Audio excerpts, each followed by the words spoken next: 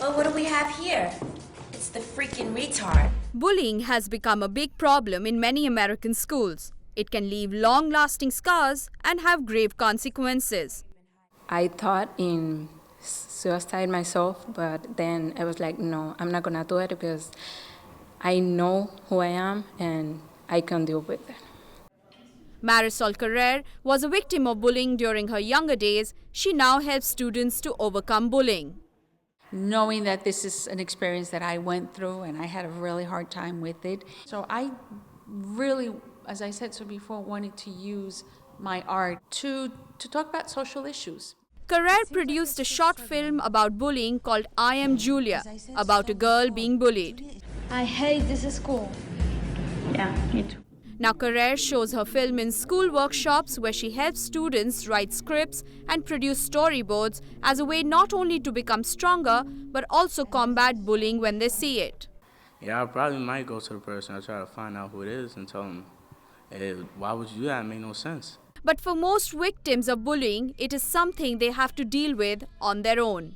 I live with my aunt and she's old, so she's about 62, 63, and she's always fighting. Like,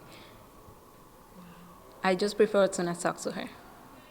Students are often victims of derogatory comments and embarrassing pictures on social networking websites.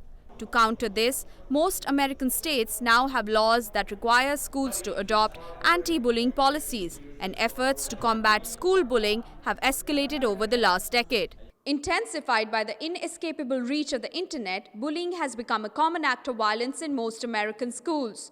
And one of the puzzling and most persistent problems facing American education now is how to stop this bullying epidemic, which has not only caused depression, but also suicides among students across the nation. Facebook has turned into a real powerful weapon for cruelty.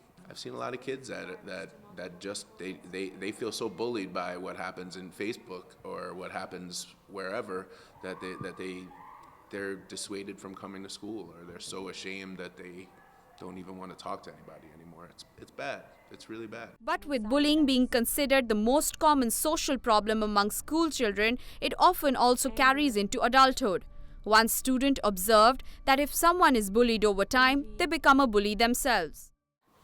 That cyberbullying thing was with me and a couple friends. So you could say that I am a bully. So basically what bullying is, because this is all on perspective, is if you constantly keep doing it to a person. We only did this once.